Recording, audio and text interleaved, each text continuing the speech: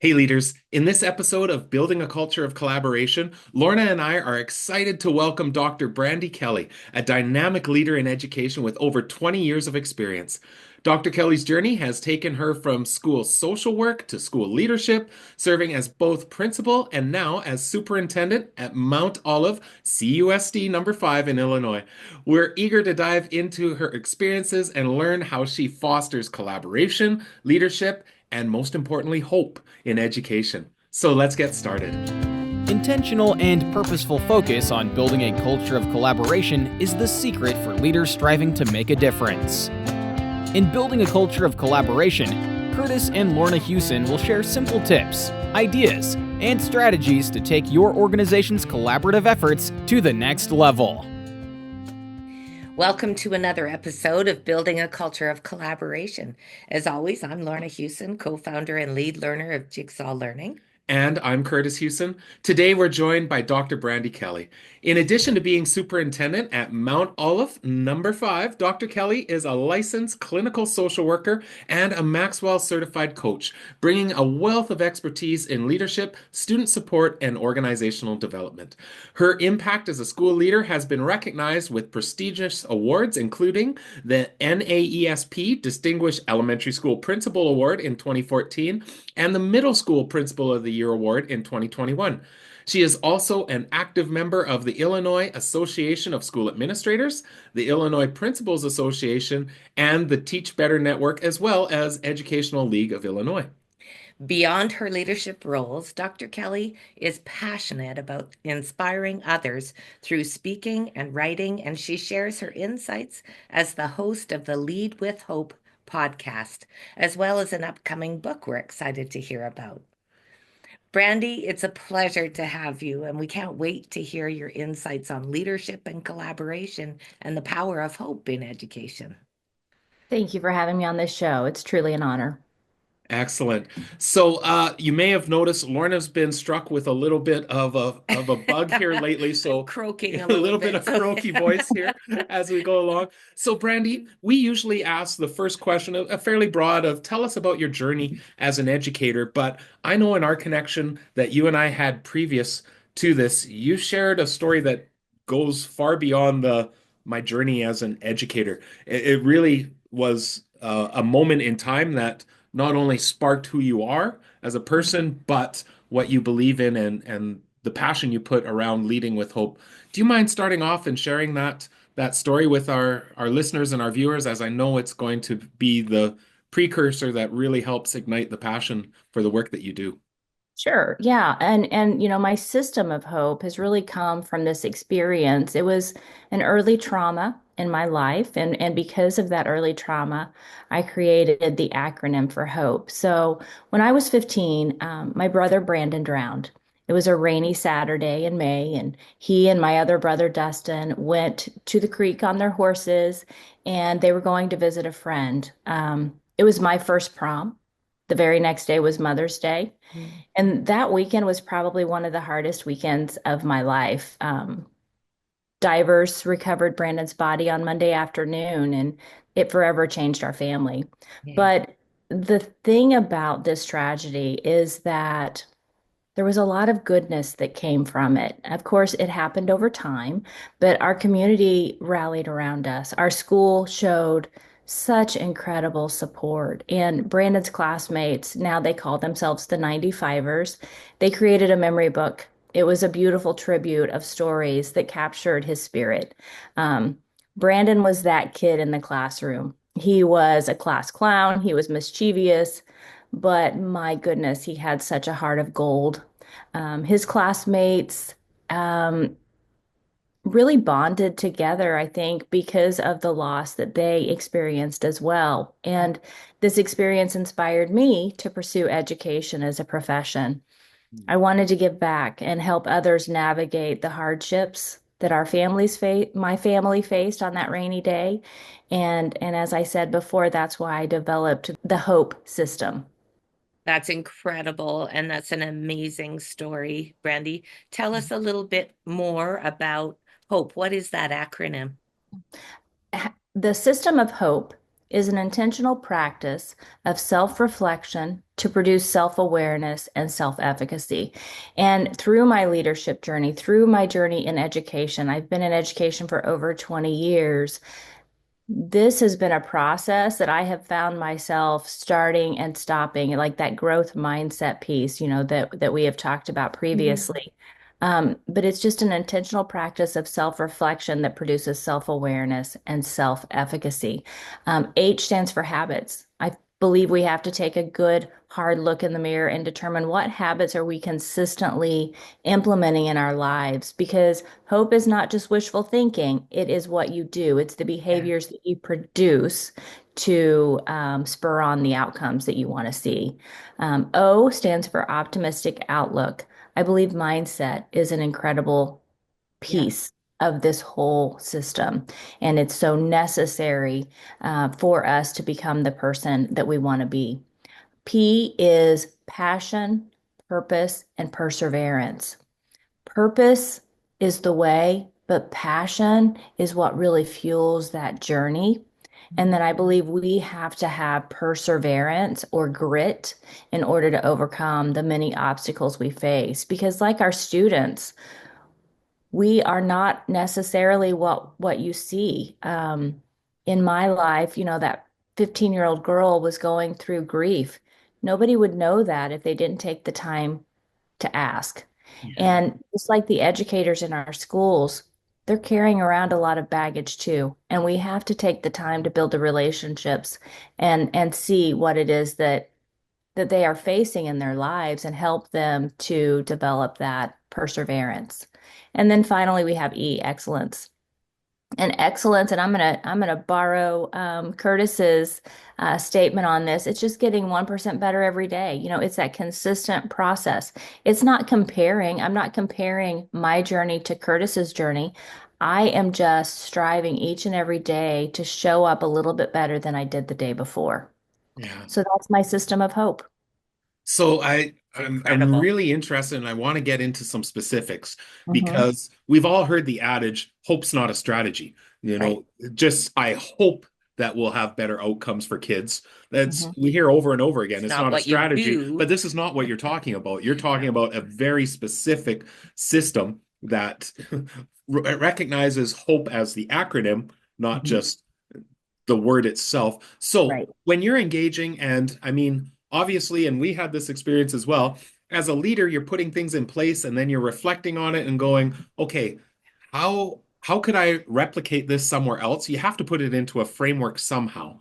How do you Absolutely. go about establishing hope, your Hmm. habits, your optimistic outlook, make sure I got this right, passion, purpose, perseverance, and excellence?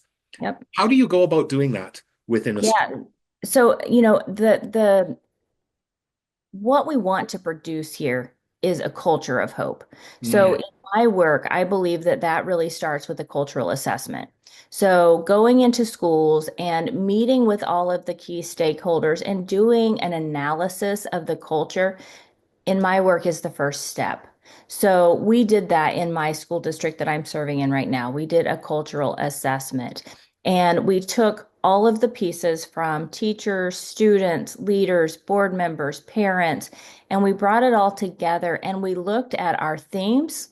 We looked at our strengths, and we looked at our weaknesses. And putting that into that system of hope, we looked at the habits that we needed to um, get rid of and the ones that we needed to do more of, right? And then we looked at the mindset. Okay, what are the mindset pieces that are holding us back? And what can we leverage in that strengths-based perspective to push us forward? Um, the passion, purpose, and perseverance piece, it's just really tapping into people's geniuses. It's tapping into what really fuels their passion and allowing people, especially our teachers, to have the autonomy to do some of that in their classrooms. And then finally, just that excellence piece, celebration, celebrating the fact that we are consistently just getting a little bit better each and every day because we can't do this incredibly important work all at once. It has to happen consistently, slowly, intentionally, with clarity. And that is how we move an organization forward. And I would imagine that there is that consistent interplay between the person and the collective. So even as I heard you talk about habits, I imagine that there's, of course, opportunities when I, as an individual, am reflecting on my own personal habits, but then we also have to reflect and look at um, the organizational habits Mhm. that we have to put in place. How do you balance that interplay? Because I would argue that if I had a building of 50 people, trying to improve one person at a time is really, really, really difficult work. Not that I ignore the individuals, of course, Right. but how do you balance that interplay? Because it is Yeah. hope can be so personal, yet it's Yeah. still part of our organizational culture. Yeah, and I think that's where the leader comes in. As a principal, you are the instructional leader of your building. And so when you look at this system of hope, it's just it puts a little bit of I'm going to say a lot of responsibility on the leader to model these principles. Because in order, and we know this, as teachers, we model for our students. As Yeah. leaders, we model for our staff and our students. And so for the leader, it's about building those relationships and modeling that you are consistently self-reflecting in an effort to improve your level of self-awareness, to build self-efficacy and leader efficacy. And in my system, I believe that every one of us, we're all leaders in our own right. We may be leading different initiatives or different projects or tasks, but even our students, they're leaders. And leveraging that power is so incredibly important. And as I said before, it's a process, it's not an event. And so it all starts with the leader of the organization. And typically that is the building principal because they have so much power in the relationships they leverage with both their staff and their students.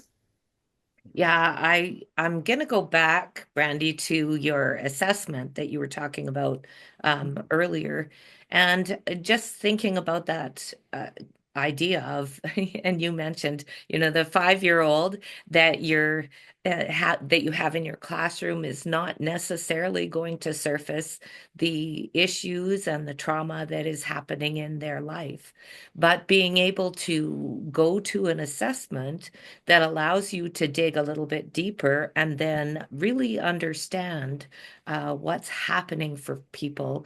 Do you find when you do that assessment that people are open and honest and giving you valid data through that assessment? The power of that is having an outsider come in, I think.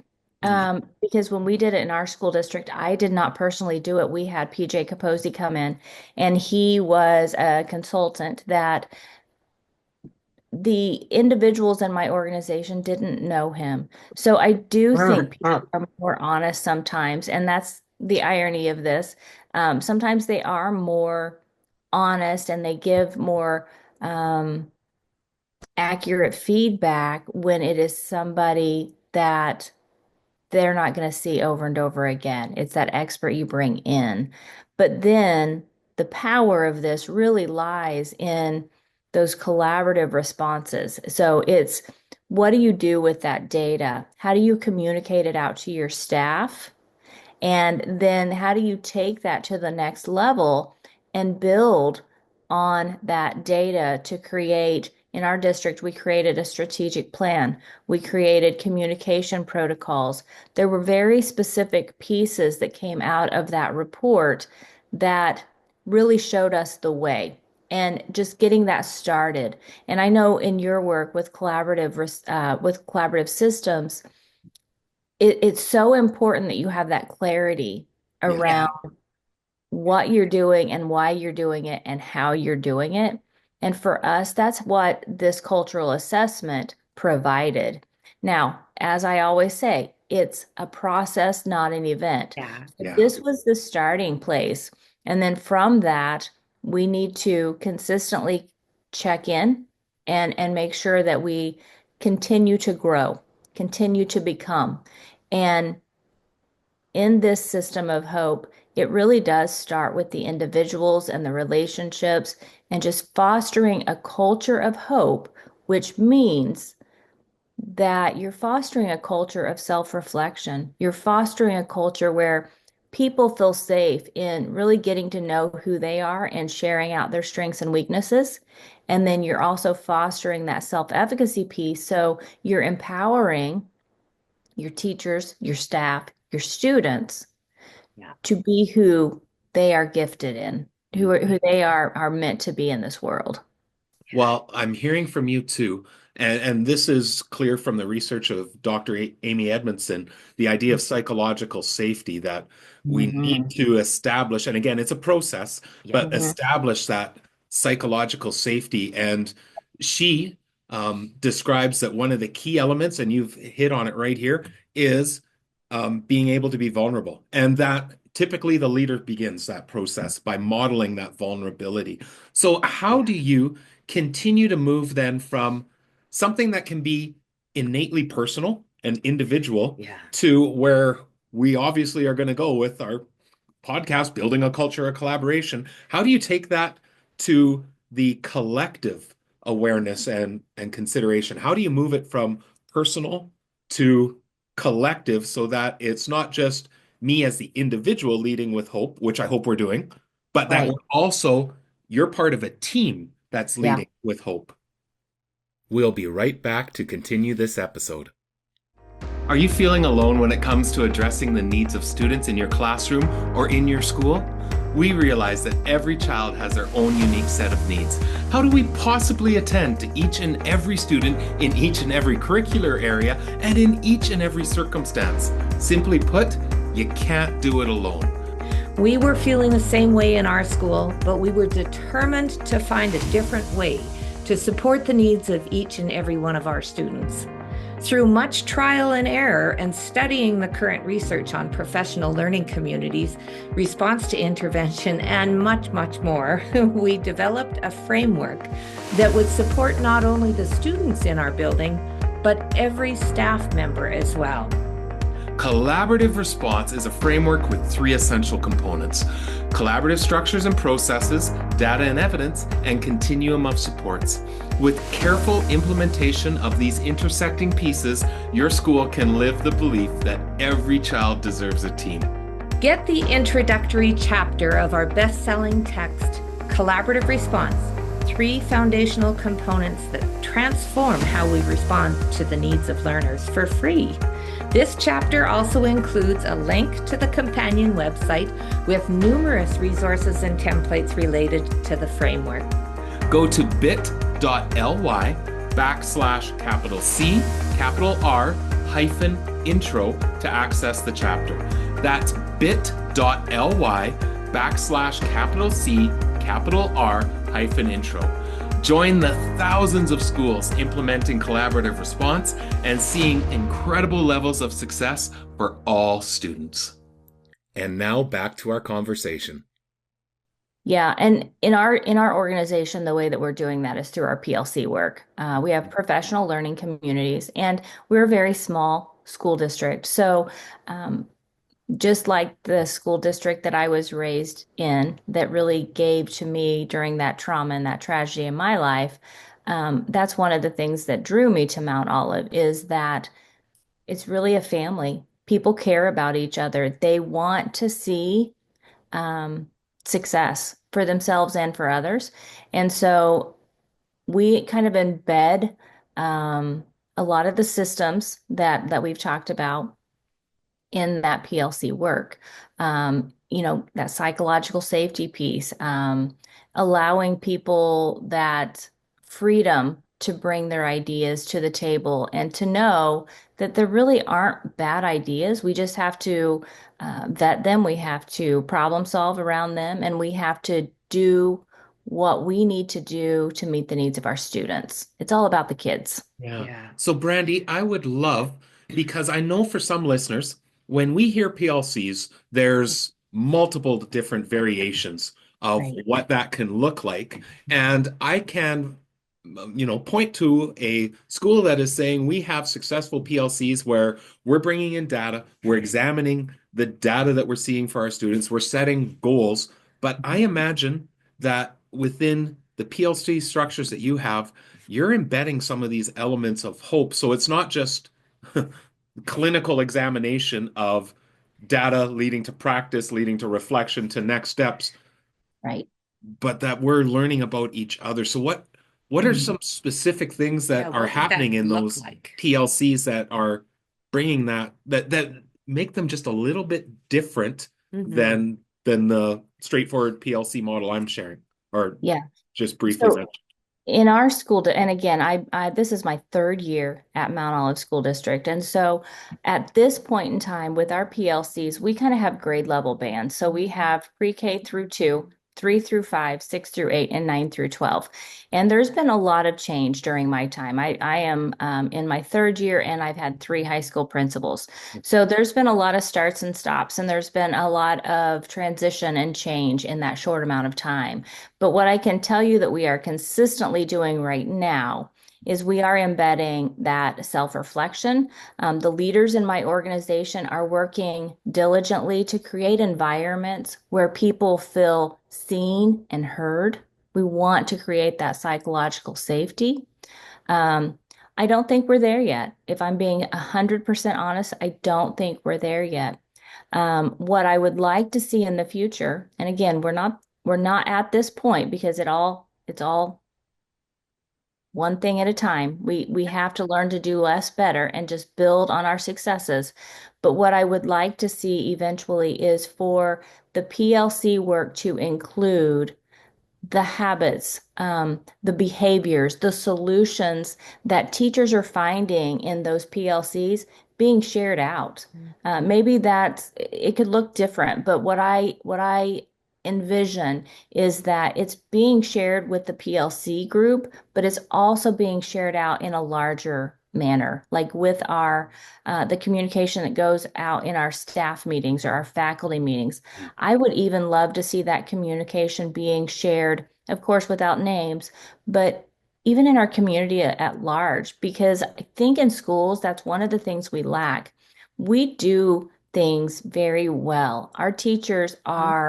A lot of our teachers are perfectionists, and we don't celebrate with the whole community what those behaviors look like that are reaping success for our students. And one of the things we're doing in our organization right now, and I'm so excited about it, we're getting ready to release our first episode of, we're calling it the Olive Branch, and it is a magazine that will highlight a lot of the programs and the people that are doing this great work, and they're talking about some of the behaviors they're engaging in. That is going to go out to the community. So little side note, not really part of the PLC work, but it is a step that we're moving in that direction of sharing out the wonderful things that are happening in our school district with our community. It's interesting, and I'd like to get to the community piece here too. Mhm. But we find this over and over again in our work that if you can set really tight, formalized structures when people are collaborating and working that are focused and, like you said, have high degrees of reflection and sharing, that by structuring the formalized collaboration, the Mhm. informal Yeah. collaboration just goes to a different level. And again, it's that culture so Yeah, that we don't have to be in our PLC right, to be engaging in these types of conversations. And that's what you're talking about is right, it starts within our PLC, but we're creating habits, ways right. of being, of how we do things that then we want to be able to expand beyond Mhm. and out to community as well. That's awesome. 100%. And Joe Sanfilippo says that culture is created 30 seconds at a time. And Yeah. so it's everything that we're doing in our organization, every 30 seconds, we're creating it. And Yeah. in my system of hope, that's kind of where that mindset piece or that optimistic outlook comes in. It starts with the adults. So whatever we believe, whatever our mindset says can be achieved, that's kind of what limits us or what promotes or sparks our success, right? So with that culture piece, I believe it all starts with the adult. Yes, definitely the leader. And I do believe that the leader has to go three-quarters of the way. And then the people have to meet that leader there. But we have to start with the adults and we have to create mindsets and environments where not just the students can thrive, but also the staff can thrive. Yeah. Yeah, absolutely. And being able to set those some of those structures in place and that framework that you've talked about, having people have a clear understanding of that and then begin to act on it. And it becomes one of those pieces that grows out. So, starting with your adults in your school, the teachers, and then that's going to impact the children, and that's going to impact your environment or your culture. And then beyond that, your community as well. It's just one of those things that will continue to grow and grow. So, Brandy, I'm interested because we know that the principal role is pivotal Yeah. within a school. Yeah. And I've had some friends and colleagues in that superintendent role that often say when they've reached that role, they cannot impact change the same way in a school that they could when they were a principal. Mhm. How do you go from your superintendent lens, and again, recognizing that you've been on both of those off or in both of those offices, how do you go Mhm. about impacting that culture of collaboration from a superintendent's role? Yeah. And just being honest with you, Kurtis, I really miss that principal role. Like I said before, this is my third year as superintendent, and I'm trying to find my way. I'm trying to find my rhythm in this role. But the way I see it right now is my job is to support the incredibly important work that the principals are doing. Yeah. Excuse Yeah. me.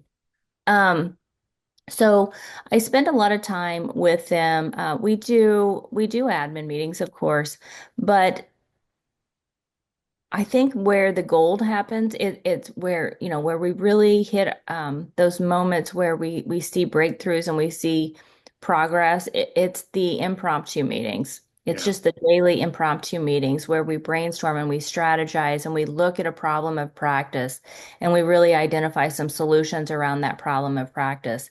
And as the superintendent and the principal, as we are engaging in what I'll call coaching conversations, um, a lot of those obstacles they're facing has more to do with the adults in the building than the kids in the building.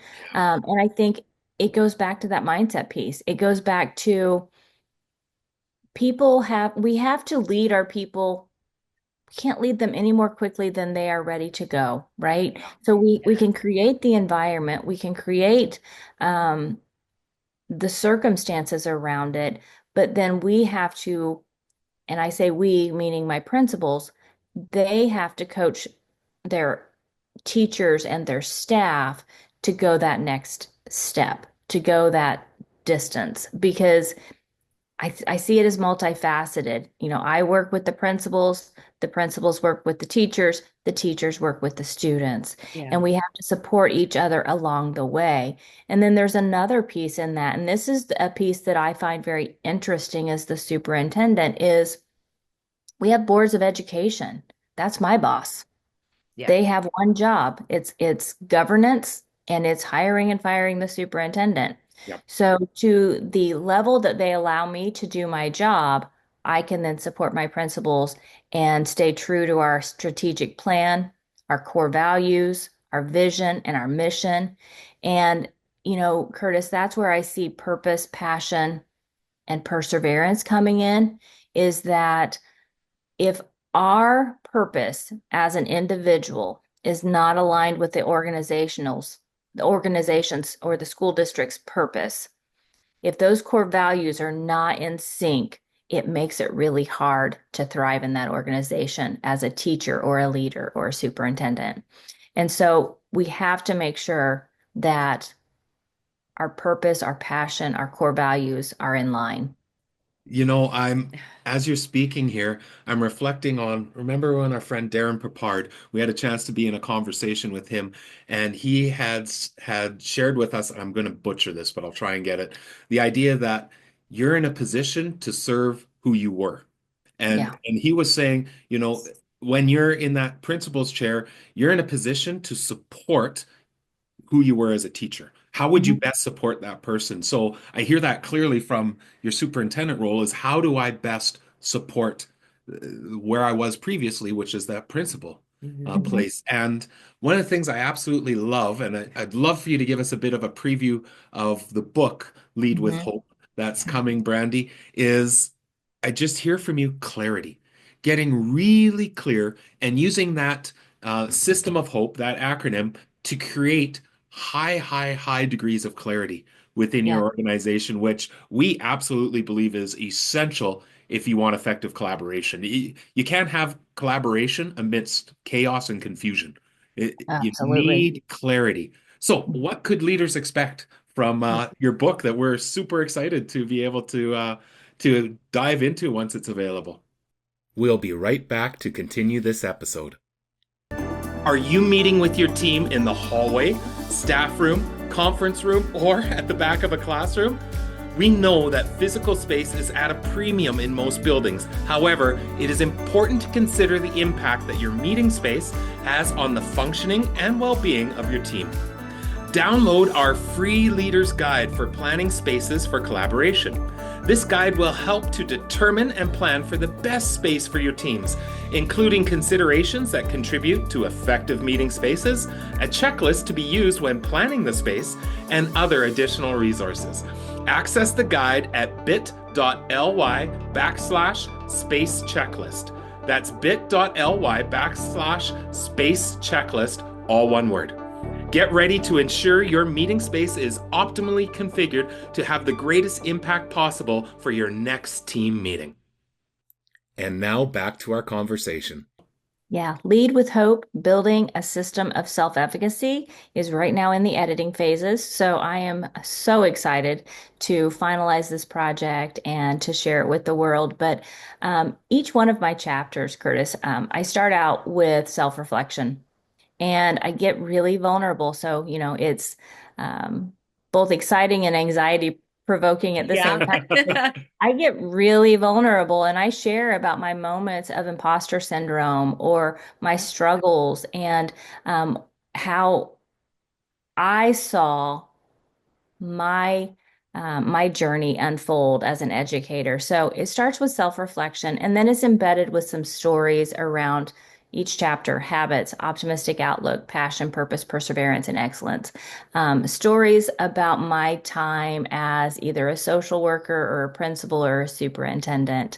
And then I close each chapter with a little bit about that culture piece, Mm, creating that culture of hope and then finally, self-awareness, because that's really what it's all about, right? We want to become self-aware individuals. The best leaders are self-aware leaders. We yeah. have to have that self-awareness to lead others well. And so each book has self-reflection, a culture of hope, and self-awareness in it. And I love the stories that I was able to go back in my memory and pull out. I think about one specific student that I worked with as a school social worker. Do we have time for me to Oh, share? yes, Oh, yeah, please. please. So this student, and for privacy reasons, I will call her Reagan. She is so very near and dear to my heart. And I started working with Reagan when she was in junior high. A referral was sent to me, and she was struggling. She was just really shutting down, and Mm, she wasn't achieving at school. And so I started working with Reagan, and I found out over time that Reagan lived with her grandmother. Her mom was a drug addict and she was just feeling lost and she was feeling like nobody really cared for her. And mm, I told this to many of my students, and it's interesting that I use these words now that I'm writing a book called Lead with Hope. But many of my students that I felt like they were just lost, I would tell them, I'm going to hold hope for you right now because right now I see that you don't have hope for your future. mm, Hope is that voice in the darkness that says there's something better coming.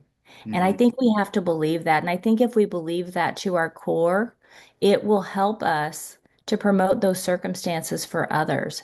And Yeah. so through several years of working with Reagan, we got really close. And for whatever reason, um, I kind of followed her. She was sent to a residential home. She was sent to a hospital. She was sent to several different places because of her behaviors. But I feel like God placed me in her life at that time in her life because she needed somebody to consistently show up for her. And Yeah. that's what I did for her. And we're still connected now on Facebook. And the positive of this story is that despite the fact that she dealt with so much adversity, she is now a mother to three beautiful children. She owns her own business. And I'm so incredibly proud of Reagan because she persevered. Yeah. She continued to show up even when she didn't want to, and she didn't always engage in the best habits or behaviors, but through that, she was able to see a better future, and now she's been able to bring that to fruition. So one of the things that really excites me about this, Brandy, and I think all of us have a Reagan story Oh, yeah. or Oh, have yeah. colleagues with Reagan stories, and we see this over and over and over again, that in schools we will always see these things happen Yeah. because we have individuals such as yourself who are going to go the extra mile. I mean, Rita Pearson has a very famous TED talk Oh, yeah. around every child deserves a champion. Mhm. But we believe that shouldn't be established by accident. And what you're trying to, we talk about the Yeah. idea that every child actually, I think, deserves a team. And you're Mhm. trying to say, if we can create that culture of hope Yep. Across the whole across the school, organization, across the whole system, yeah, across the even. whole Yeah. system, that this isn't happening through individual stories or accident. It's happening, like you said, with purpose and Intention. strategic, with Yeah. intention of, Yes. Yeah. Yeah. Intention and clarity. And Brene Brown says, owning your own story and loving yourself through it is the bravest act. That's the bravest thing we will ever do. And we have to normalize that. yeah. I believe we are so much better together. And if we can normalize the fact that it is safe, that psychological safety piece, it is safe to share who you are and where you've been. I Yeah. think we are going to produce those cultures of hope in our school district, in our organizations, and there's so much power behind that. Hmm. So much. And I just constantly hear you talking about your goal in the work that you're doing, not just goal, but the purpose in what you do is about supporting others. And when we get to that place, then we look at things differently rather Hmm. than just being a job that I do A, B, and C and check those off every day, but rather really understanding deeply what's happening for our leaders in our schools, for our teachers in our schools, for our children, and really focusing in on that support piece and that belief that my role is to be able to support. And obviously, your framework of hope really impacts that thinking as well and that belief system. Well, and even as I'm hearing Lorna go, I have notes beside me of the Mhm. four acronyms of hope, and Yeah. it's constantly leading into each one. You know, you Yeah. talk about the purpose that you have. Well, that then fuels your outlook, that the mindset that you establish. Like it's impossible to segregate these out separately. I mean, you have to explain, but Right. they're not separate entities No. when being actualized within our I organization. want to reiterate too what you had mentioned before, Brandy, that people who are working in schools are very that they want to be able to help children. Almost any teacher or support staff that you talk to and ask them why they got into this. Why are you doing this job? It is truly about being able to help and make a difference. And we know that all of those people over time, sometimes it's with experience and sometimes it's under the surface pieces that stop you from being able to actualize that. But if we can build that culture of hope, that culture of collaboration where we're open to being able to share with each other and help each other, Mhm. takes us to a whole different place. Absolutely. And, I think something that we have to recognize and call out is that education, public education, is somewhat broken right now. And we owe it to our teachers, the people that are in the trenches, teachers, principals, paraprofessionals, everybody working in a school. We owe it to them to bring systems that work, that can provide a way forward, can provide that hope for the work that they do to produce the outcomes that they wish to see. And right now, our systems are not clear, Yeah. and we've got to bring that intention and that clarity through systems work to Yes. our schools and to our educators. Oh, And Brandi, you're speaking our yeah, language. and I love where you are with this because I think we're on the same page Yeah, that within our education system, the greatest resource that we have are people. Oh, It's absolutely. not funding, it's not assessments, it's not programs, It is it's not people. curriculum, yes. it's people. And so you're talking about empowering and leveraging the people within the organization to Mhm. lead for the successful outcomes rather than, well, we'll just mandate that your Yeah, school will do X regardless of the people that are But that in the happens building. through systems. it does. And it does. And that is why I think it's broken because you look just for Illinois, our school code has doubled. Yeah. Think Yeah. about that. Our school code has doubled. As I sit in the superintendent seat, I see it more clear than I ever have in my 20 plus years in education. We have to stop the insanity. We have to provide hope, provide systems, provide clarity, and we've got to peel things back. I mean, there are so many things that have been put on teachers' plates year over year over year over year. But where is that system of de-implementation? I think it's Yeah. Peter DeWitt that wrote a book It about is. Yeah. de-implementation. But where do we do that? And where is that built into a system to help? We just keep doing more and more and more and more. And it's just not sustainable. And I think that's why we need hope in education more today than we ever have, Yeah. because we have to start creating systems that provide a way forward for our teachers. Otherwise, we're going to lose them.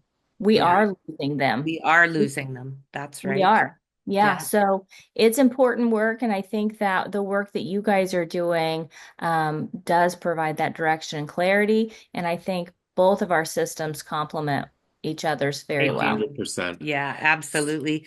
Brandi, I'm so excited to be able to read your book. So Yeah. as soon as it comes out, we need to grab a copy because I think you're right. There are so many parallels between what we do and what you do, and those systems are just they could be beautifully paired. Mhm. Would love to be able to hear your reflections on our book as well. So we're just so excited about what you're proposing and really the possibility of hope for all of our schools and for all of our students. So, Brandy, we always like to finish off with a little bit of a self-reflection and self-awareness Yeah. question, which I think you are well poised to be able to respond to. So, the question goes like this: in the spirit of if you knew then what you know now, what advice would you give your past self in relation to establishing and sustaining highly impactful collaborative cultures? Oh, I love that question. That is very deep. I think as I reflect on my 20 plus years in education, what I wish I would have known when I started was that self-awareness piece, how important that was. It wasn't until I was in my 40s that I truly started understanding who I was, what made me tick, what I valued. I always knew my purpose was to help others, but getting really clear on who is Brandi Kelly and what does she hold dear? What are her values? I think it needs to be a mandatory course in our Yeah. teacher prep programs, if not in our high schools. But what I would tell my younger self is get to know yourself. You can't lead others well until you're leading yourself well. So spend some time, be still, get to know yourself, and consistently engage in a habit of self-reflection to build that self-awareness and that self-efficacy. And then if I can add one more thing, I think I would tell myself is you matter and you make a difference every single day. I think we need to hear that more. Everybody, no matter what your role or who you are or where you come from, you need to know that you matter and we need you. And you need to keep showing up and showing out every single day. That is the beautiful message to end us off on, Yeah. Brandi. So, we are excited to get a copy of that book. What is the best way to be able to get a hold of you to learn more about your work or to connect So our listeners if can there's get in touch with yeah, if you. listeners want to get in touch? Yeah, so I'm on all the socials. Of course, I have a website, and the website's probably going to be the easiest way to get in touch with me. My website is sparkhopeedu.com. Excellent. Sparkhopeedu.com. We'll make sure to include that in our show notes then as well. Uh, Brandi, this has been such an amazing Oh, opportunity to get to learn more about you and the great work that you're doing. And when we say hope is not a strategy, I'm going to be able to jump back in and say, no, actually, it can be if you're thinking really specifically about it. So, Absolutely. And I think it's important to put the narrative into this, the language into this, that maybe hope isn't a strategy, but it is a system. yes, yeah, love that's it. right. Well, thank you so much, Brandy. It's been such a pleasure chatting with you and hearing your passion and the energy that you bring behind that, and that you are certainly going to impact people's lives. Thank you both so much. This has been a pleasure. Thanks. One of the things that I love about doing this podcast is we get to engage in conversations with people that we may have never um, in, had a chance to chat. Yeah, And I love when you connect with somebody who you can just see and hear yeah, that there's complete alignment in what it is that you believe in doing. And Brandi was yeah, absolutely that. I love the perspective that she's putting on culture, on yeah, awareness, clarity, and then putting it into that system that she talks about. So incredibly important. I don't think you can have a culture of collaboration that is robust without a system, yeah, without common absolutely. language, without how do we go about working together. You can't just, you know, at staff meetings, we're going to inspire people to create our culture of collaboration. I loved her idea of Yeah, cultures made 30 seconds at a time yeah. and with high degrees of intentionality. Yeah, and that idea that we need to use those structures to be able to create that intentional uh, clarity, like creating that clarity. Hmm. And in that process of having those structures uh, embedded in your system, then you build. The result of that is the culture. And for her, it is intentionally building that culture of hope. Hmm. I also absolutely confirm and believe truly that we don't spend enough time in self-reflection. Yeah.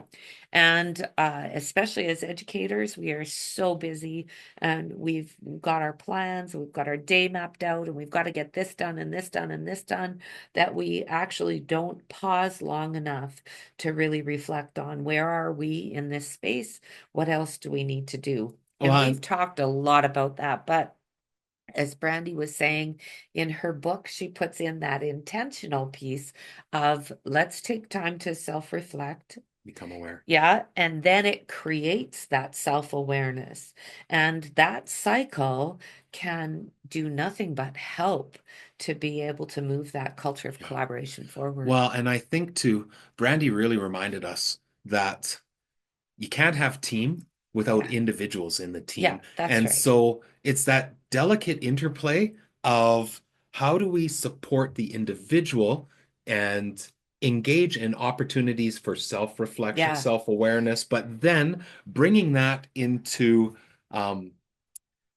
opportunities to be able to do that in unison with others, yeah, with the team. And that's how we grow team. But we can't see the team without recognizing there's individuals within it. And how do we truly get to know? And then, like she said, yeah, create that vulnerability, create that psychological safety for each and every one of us. That's what leads to this robust culture of collaboration that we yeah, know can have such an amazing impact, not just on us achieving the outcomes that we're looking for, but providing the support for human beings within yeah, it. yeah.